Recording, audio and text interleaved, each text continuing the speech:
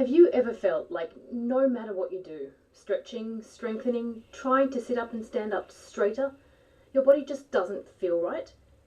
Maybe your back keeps tightening, or your hips feel stiff, or your posture just doesn't have enough strength to hold no matter how hard you try. And it can feel confusing because you're doing the right things, right?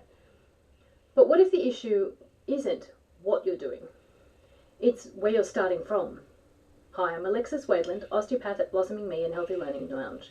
And in this video, I want to introduce you to one of the most overlooked but most important areas of your body when it comes to movement, posture and pain.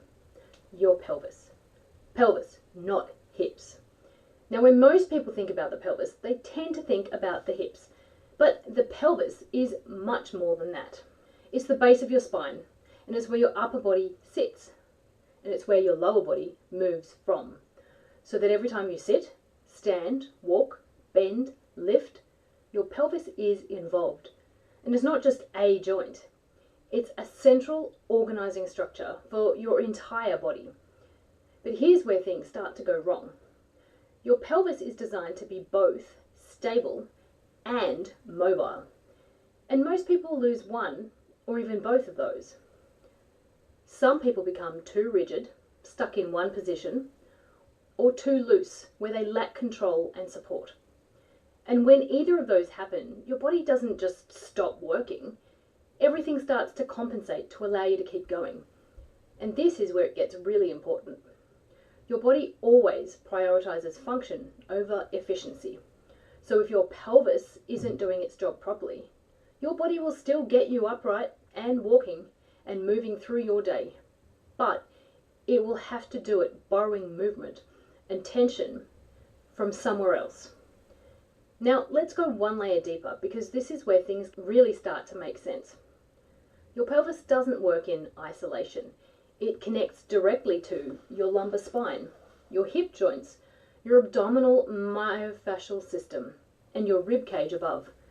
And all of this is linked through your muscles, your ligaments, and importantly, your fascia. Fascia is like a connected web throughout your body. So when your pelvis shifts position, even slightly, that tension travels up into your back, across and through into your ribs, down into your legs. So the body isn't made of separate parts. It's a connected system, and your pelvis sits right in the middle of it. Now let's bring this into something that's really relatable. Posture. A lot of people are told, sit up straight, pull your shoulders back, but posture doesn't start at your shoulders, and you shouldn't be pulling anything.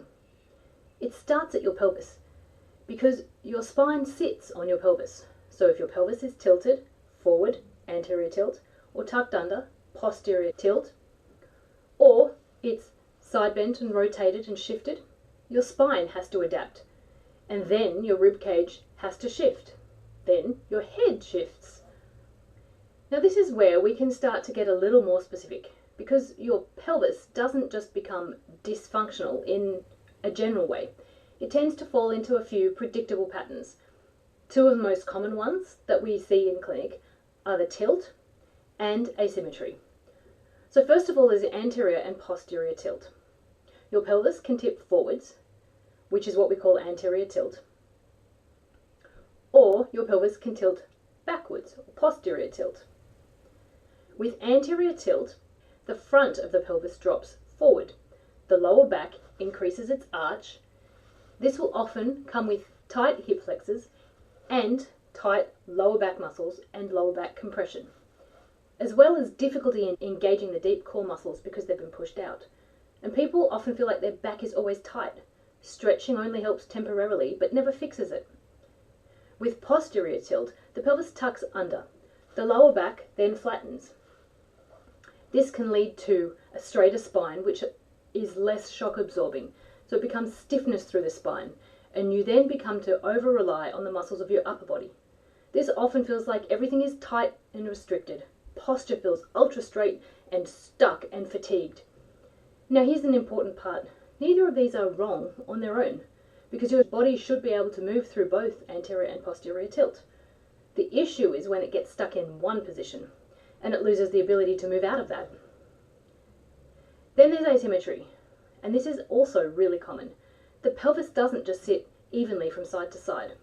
One side might sit slightly higher, or rotate and move slightly forward, or it actually rotates differently, and this will increase asymmetry, where one hip then has to work harder than the other.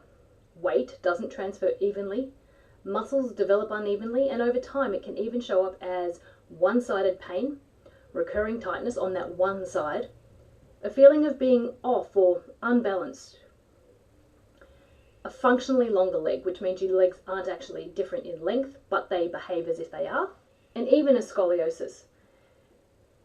And this can cause the muscles and the joints of one leg all the way from the toes through to the knee and the hips to have altered pressure placed on them and increased tension as well as decreased mobility in certain areas.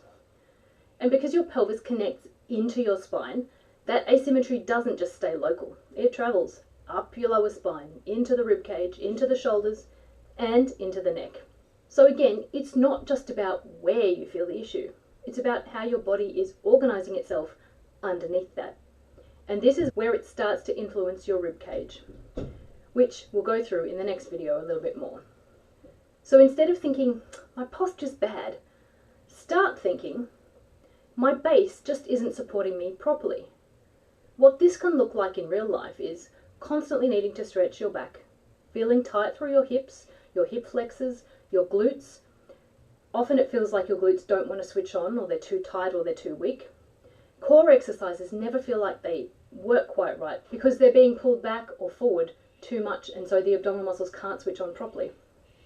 Posture that feels forced, or you feel exhausted to just hold on. And often people will bounce between stretching and strengthening and trying different exercises, but nothing really seems to stick. And here's one reason why. Because if your pelvis isn't positioned and moving well, you're building strengths on top of dysfunction. And then the body will keep defaulting back to its familiar old dysfunctional patterns. Now there's another really important layer here. Your pelvis also forms the base of your pressure system. And what I mean by this is that the body uses pressure to stabilize, support movement, and transfer load.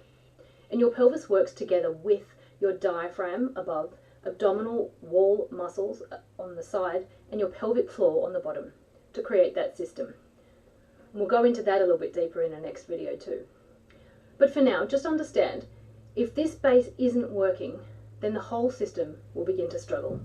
So when your pelvis isn't functioning well, you might experience lower back discomfort, hip stiffness or pinching or reduced movement, instability or weakness, or even an inability to balance properly, pain or tension in the buttocks, and even down into the legs, fatigue when standing or walking, recurring tightness that happens despite stretching. You're also more likely to suffer from sciatica, bladder irritabilities, sexual organ dysfunction and irritation, period issues in women, and pain. And often these symptoms don't feel directly related to the pelvis, which is why they're so often missed. So instead of asking, where does it hurt? Let's start thinking, what is my body compensating for?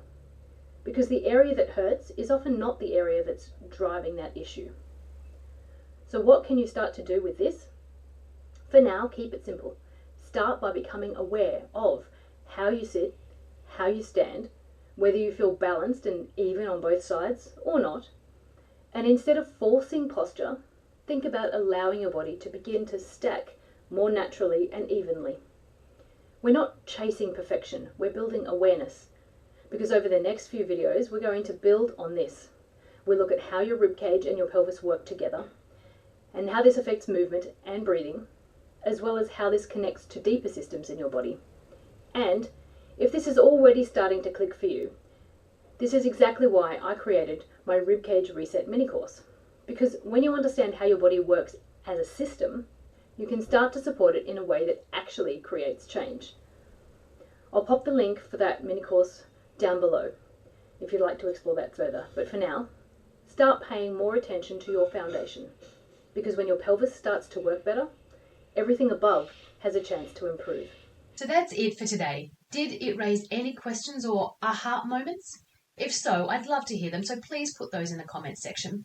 I love answering questions. I hope you found today useful. And if you know someone who could use this information, please share it. Remember to comment, like, and subscribe. Until next time, and in health, bye for now.